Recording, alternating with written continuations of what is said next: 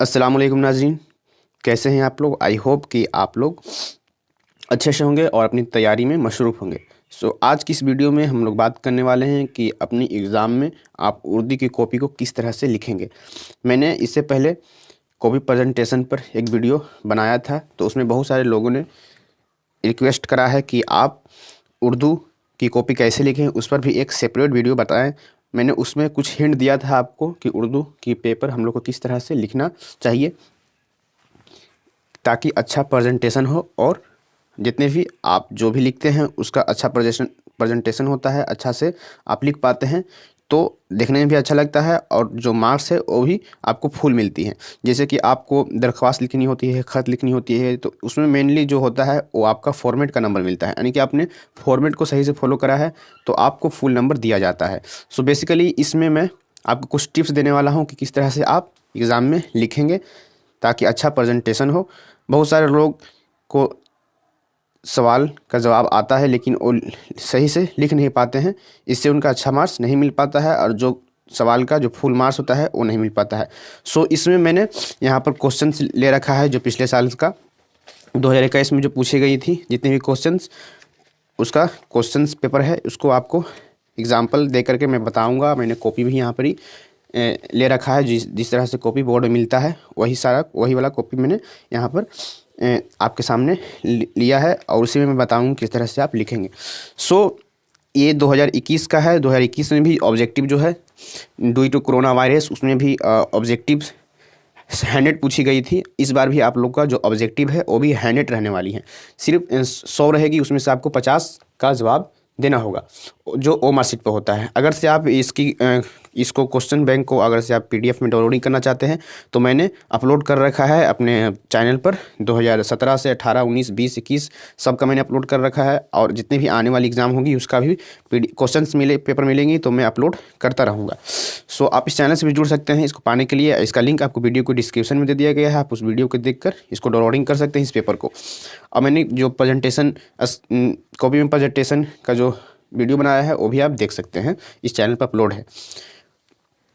आते हैं यहाँ पर, आपके देख सकते हैं ये क्वेश्चंस मिलेंगे आपको, ये कॉपी मिलेगा आपको। क्वेश्चन जो है ये 2 पार्ट में डिवाइड रहता है, जितनी भी क्वेश्चन है, या हिंदी हो या मैथ, ये जो भी हो, उसमें फर्स्ट होता है ऑब्जेक्टिव, सेकंड होता है डिस्क्रिप्टिव यानी कि सब्जेक्टिव।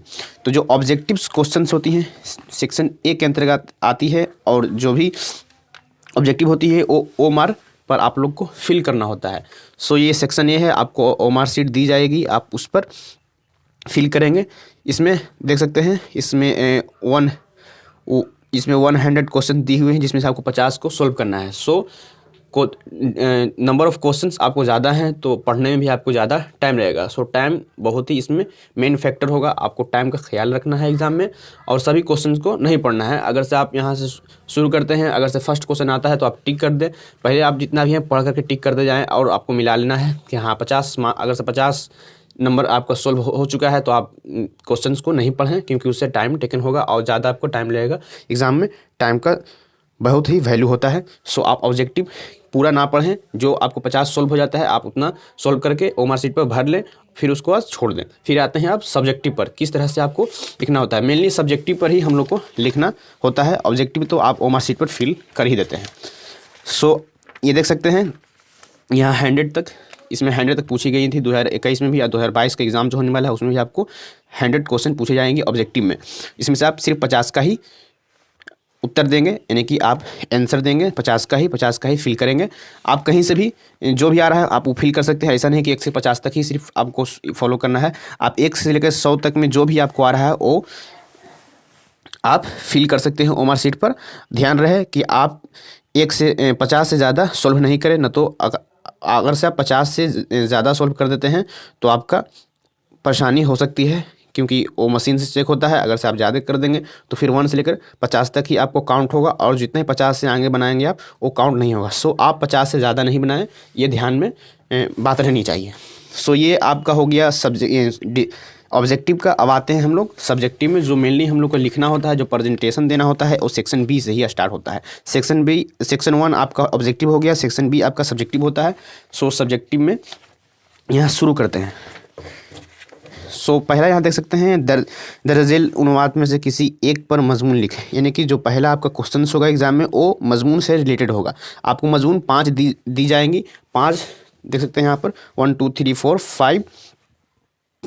5 तक आपको ये दी हुई है। इसमें से जो भी आपको टॉपिक अच्छी तरह से याद हो या अच्छी तरह से आप उसको लिख सकते हैं, उसी का आप इंतखाब करें, उसी का सिलेक्ट करें और उसको आप किस तरह से लिखना है मैं बताता हूँ।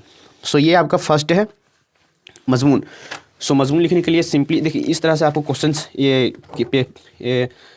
जो लिखना होगा, इस तरह से आंसर के लिए कॉपी दी जाएगी आपको, ये ऐसा मिलेगी। लेकिन उर्दू हम लोग जानते हैं इस साइड से लिखते हैं, अगर से आप हिंदी लिखते हैं तो वैसे लिख सकते हैं, लेकिन उर्दू हम लोग लिखते हैं जो उल्टी साइड से लिखते हैं। तो आपको कॉपी को पलट देनी है, जो मिलेगा आपको इस पर नाम वगैरह प्रिंट रहेगी। आप इस तरह से कॉपी को खोलेंगे, यहाँ पर आपको नाम लिखी रहेगी, आप पेज को पलटेंगे और यहाँ पर ही आप नोट में लिख देंगे। जो शुरू पेज है उसमें आप नोट में लिख देंगे, क्या नोट में आपको ये लिखना है, जवाबात है, यानी कि आंसर जो है कॉपी के दाहिने तरफ से लिखी गई हैं। हम लोग दाहिने तरफ से उर्दू लिखे हैं, तो आप शुरू में ही इस तरह से यहाँ पर लिख दें, ताकि एग्जामिनर जैसे कि आप शुरू में ही पलटेगा, यानी कि देखेगा पेज को पलट कर, तो यहाँ पर आपको सामने दिख जाएगा इन्होंने जवाब दो है दाहिनी ओर से दिए हैं। ऐसे जो उर्दू को चेक करते हैं कॉपी, उनको मालूम रहता है, लेकिन आप लिख देंगे तो सही होगा। यहाँ पर आप लिख देंगे एक पेज को, जो शुरू वाली पेज है उसको आपको पलट करके एक लिख देनी है, दूसरी वाली पेज पर नोट, इस तरह से नोट लिख करके जो लिखेंगे जवाबात दाहिनी ओर से दी गई हैं, आप यहाँ कर देंगे, ये लिखा गया आपका। अब कॉपी को हम पलट देंगे इस तरह से, पलटने के बाद आपको यहाँ पर फर्स्ट पेज रहेगी, आप यहाँ पर लिख सकते हैं नोट में जवाबात इस तरफ से दी गई हैं, और आपको ये इस तरह से पलट देनी है और यहाँ से आपको शुरू कर देना है। आप यहाँ से लिखना शुरू कर सकते हैं। पहला होता है मजमून, तो आप इस तरह से लिखेंगे, मैं बताता हूँ। आपको कॉपी में जो एक लाइन छोड़ के लिखनी है, क्योंकि बहुत सारे कॉपी मिलती हैं आपको, अगर से आप एक लाइन छोड़ करके लिखते हैं तो उससे आपको असिस्ट मिलता है और आपको उतनी अच्छी राइटिंग देखने को मिलती है। और अगर से आप एक लाइन छोड़ते नहीं हैं तो आपकी जो राइटिंग है वो सही नहीं दिखती है। सो आप एक लाइन छोड़कर ही उर्दू में लिखें, ज़्यादातर कोशिश करें एक लाइन छोड़कर ही लिखने की। आपको पेज बहुत सारी दी जाती है, उम्मीद है कि आपको कम नहीं होगी, आप अगर से सही से लिखते हैं तो। सो ये आपको मजमून पहले मिलती है, तो मजमून में आपको क्या करना है, पहला नंबर यहाँ पे लिख देना है जवाब। जैसे कि मैं सॉल्व कर रहा हूँ तो लिख दूंगा जवाब नंबर फर्स्ट, ये हो गया। अब मैं कौन, इसमें से बहुत सारे दी हुई थी, मैंने यहाँ लिख दिया जवाब नंबर इसका। अब यहाँ पे दी हुई है इसमें से 5, तो 5 में से हमको कौन आ रहा है, तो जो भी आ रहा है मैं ये लिख दूंगा। जैसे कि मैं लिखने वाला हूँ पेपर, ये तो पहले का है, मैं इसको काट देता हूँ। आपको मैं एक तरह का ओवरव्यू दे रहा हूँ, ये सब मैंने पहले लिख रखा था, आपको लिख के ज़्यादा लॉन्ग हो जाएगी वीडियो, मैं लिख के दिखा नहीं रहा हूँ, बस मैं आपको समझा रहा हूँ जो पहले से मैंने लिख रखा है। तो आप अगर से इसमें से हमको यानी कि बे जो है मोबाइल इस पर लिखनी है, तो मैं इस पर यहाँ पर लिख दूंगा इस तरह से बे, और मोबाइल यहाँ पर लिख दूंगा मैं मोबाइल, और इस तरह से मैं इसको अंडरलाइन कर दूंगा। अब यहाँ से मैं शुरू करूँगा लिखना इसके बारे में जो भी आपको याद है मोबाइल से रिलेटेड आप लिख देंगे। यहाँ पर आप ज़्यादा से ज़्यादा इसमें दोनों साइड यानी कि एक पेज और 1.5 पेज, आप 1.5 पेज लिख देते हैं तो आपका मजमून अच्छी लिखा जाता है जितना आपको चाहिए होता है। सो आप 1.5 पेज लिख सकते हैं, अगर उससे भी ज़्यादा आपको आ रहा है तो लिख सकते हैं, लेकिन आप टाइम का ख्याल रखें। सो ये इस तरह से आप मजमून लिख देंगे। मजमून के बाद आता है मुनददा, देख सकते हैं मुनज़्ज़र ज़ेल अशार से किसी 2 की तस्रीह करें। आपको 4 अशार दी गई हैं, आपको तस्रीह करना है। सो तस्रीह किस तरह से करना है मैं आपको बताता हूँ। तस्रीह करने का जो तरीका है, आप उसी तरह से क्वेश्चन लिख देंगे, मैंने लिख रखा है, आपको दिखा देता हूँ। उससे सिंपली आपको क्या करना है मैं बताता हूँ। आपको इस तरह से मिल जाएगी, तस्रीह करना है, आप लिख देंगे जवाब नंबर।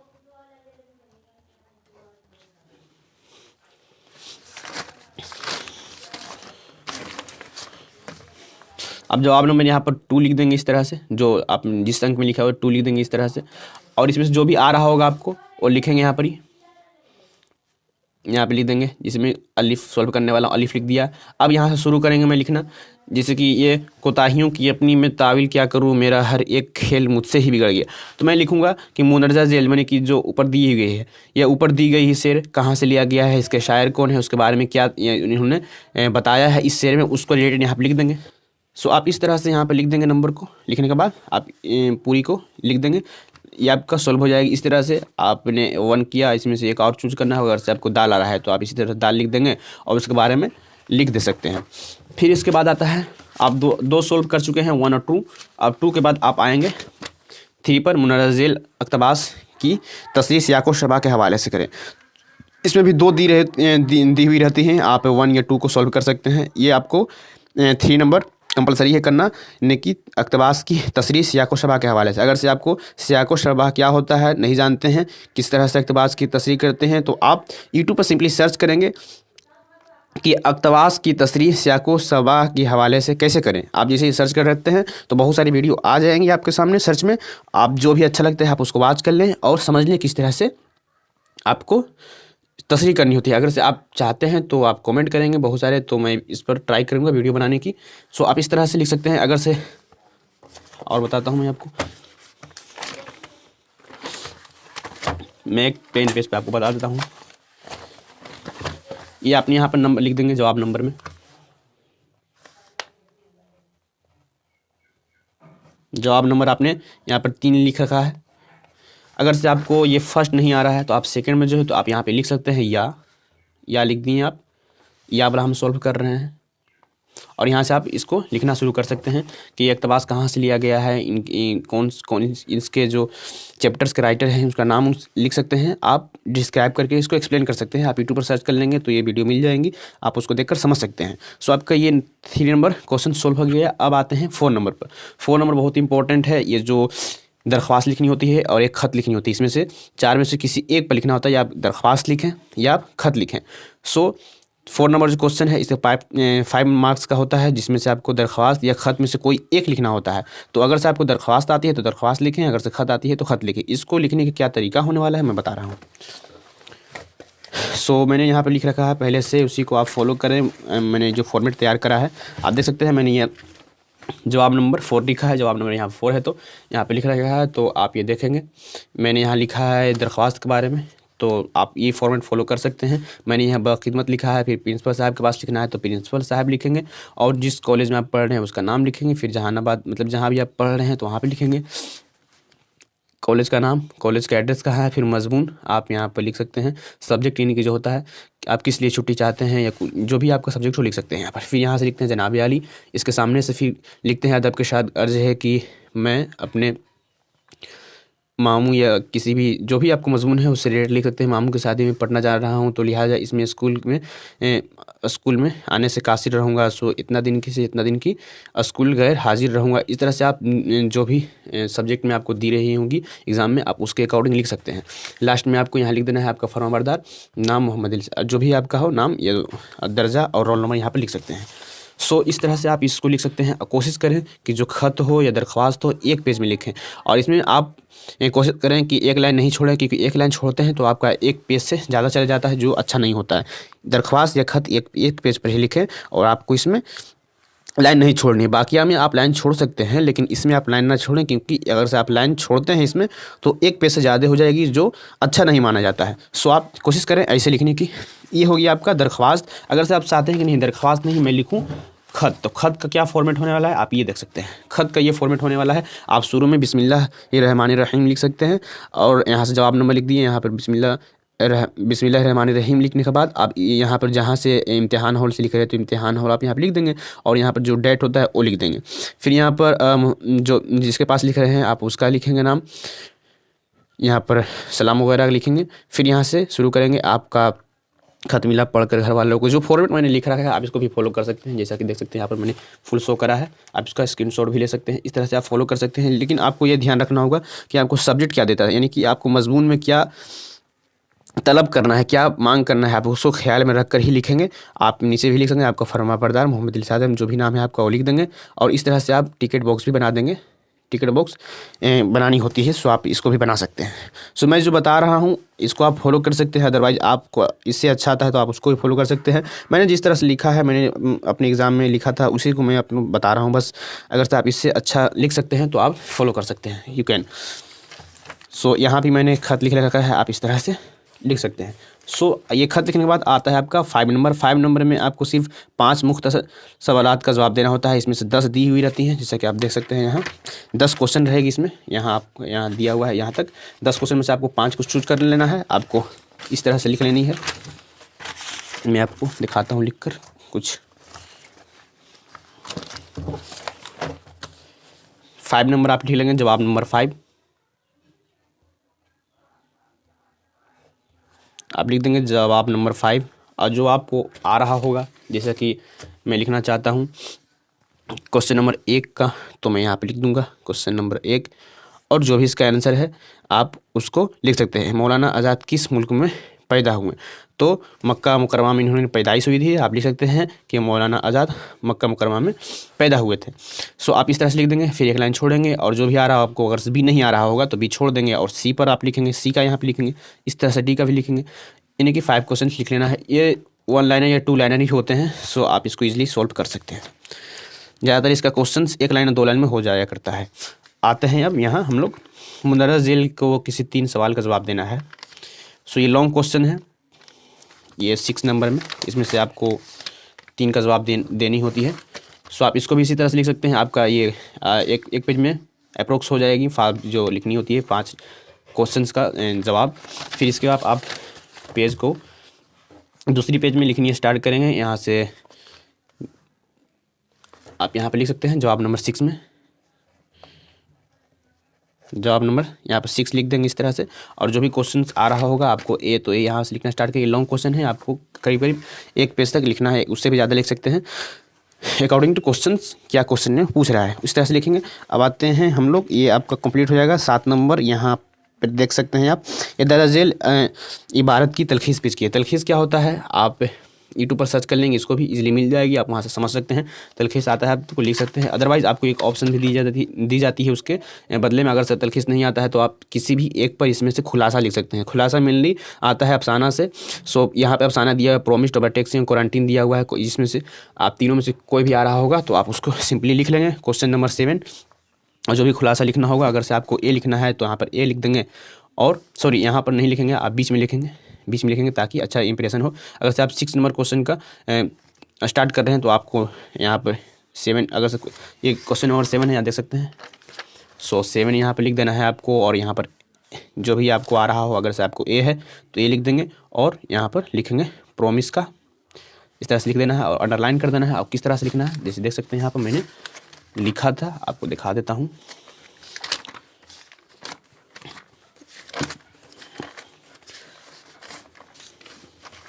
ये है, आपको जवाब नंबर यहाँ लिख देना है, और प्रोमिस लिख देना है। आपको जो भी नंबर यहाँ भी लिख सकते हैं, और यहाँ से स्टार्ट कर सकते हैं, उसके बारे में आप इस तरह से खुलासा को लिख सकते हैं। इस तरह से मैंने जो बताया है इसको फॉलो करते हैं तो इसलिए आप उर्दू का जो पेपर है इस तरह से लिख सकते हैं। मैंने अपने अकॉर्डिंग बताया है, मैंने जो फॉलो करा था मैंने वही कोशिश किया हूँ आपसे शेयर करने की। अदरवाइज़ आपको जो अच्छा लगे वो आप फॉलो कर सकते हैं, ऐसी बात नहीं है। मैंने सिर्फ आपको एक गाइडेंस दिया है कि इस तरह से आप फॉलो कर भी सकते हैं। बहुत सारे लोगों ने कमेंट करा था तो मैं इस पे वीडियो बना दिया अपने अकॉर्डिंग जो भी मुझको लगा। आप इस तरह से फॉलो कर सकते हैं। कोई भी क्यूरीज हो आपके पास तो कमेंट करके पूछे, मैं बिल्कुल आपको रिप्लाई करूँगा और जवाब दूँगा। आप इस तरह से कॉपी को लिख सकते हैं। ध्यान रहे आपको ऑब्जेक्टिव में ज़्यादा टाइम नहीं देना है। जो ऑब्जेक्टिव है आपका हैंडेड रहने वाला है क्वेश्चंस, तो सभी को नहीं पढ़ना है क्योंकि इससे ज़्यादा टाइम होगा आप देना पड़ेगा आपको पढ़ने में। जब आपको 50 नंबर कंप्लीट हो जाता है तो आप उसको पढ़ना छोड़ दें, और ओमआर फील पर आप सिंपली इस तरह से पढ़ना, आप यहाँ से पढ़ना स्टार्ट करेंगे, और जो भी आ रहा होगा आप उस पर टिक कर देंगे, जो नहीं आ रहा होगा उसको छोड़ देंगे, और आप गिन लेंगे कि हाँ 50 नंबर्स का मैंने सॉल्व करा है। उसके बाद आप ओमआर शीट लेंगे और उस पर एकदम बहुत ही ध्यान से आप फिल करेंगे क्योंकि बहुत सारी गलतियां उसी में फिल करने में होती है। आप जो भी आ रहा हो ABC आप ओमआर शीट पर फिल कर लेंगे इजीली। उसके बाद फिल करने के बाद अब आएंगे आप इत्मीनान से लॉन्ग क्वेश्चंस का मतलब कि सब्जेक्टिव पर आएंगे, और कॉपी जिस तरह से मैंने बताया है किस तरह से लिखना है उसको लिख सकते हैं। क्वेश्चंस जो सवाल का जवाब देनी है वो एक लाइन छोड़ सकते हैं, इससे आपका अच्छा प्रेजेंटेशन होता है। एक लाइन छोड़ कर लिखते हैं तो, और जो खत होती है आप उसको एक लाइन ना छोड़ें जैसा कि मैंने आपको बता रखा है। सो ये आपका जो खत का है, आप इसमें एक लाइन नहीं छोड़ें, क्योंकि एक लाइन छोड़ते हैं तो एक पेज से ज़्यादा हो जाएगी, जो अच्छा नहीं माना जाता है। आप एक पेज पर ही खत या दरख्वास्त को लिखें। सो इस तरह से आप इसको फॉलो कर सकते हैं। मैंने सब कुछ बता दिया है आपको किस तरह से लिखना है। अगर से कोई भी पॉइंट मिस हो गई हो तो आप कमेंट में पूछ सकते हैं, कि आपको जो भी कन्फ्यूजन क्रिएट हो रही होंगी तो आप कमेंट के थ्रू पूछ सकते हैं, मैं जवाब दूंगा। उम्मीद है कि आपको ये वीडियो अच्छी लगी है तो अपने फ्रेंड्स के भी शेयर करें। कोई भी इससे रिलेटेड कन्फ्यूजन हो आप कमेंट में पूछ सकते हैं। और अगर से वीडियो पसंद आई है तो लाइक करें, और इस चैनल पर अगर से आप नए हैं तो सब्सक्राइब करके जुड़ सकते हैं इसी तरह की वीडियो पाने के लिए, यूजफुल वीडियो पाने के लिए। मिलते हैं अगली वीडियो में, तब तक के लिए आप लोग खुश रहें, खुशियाँ बांटते रहें। Best of luck for your board exam. अल्लाह हाफिज़।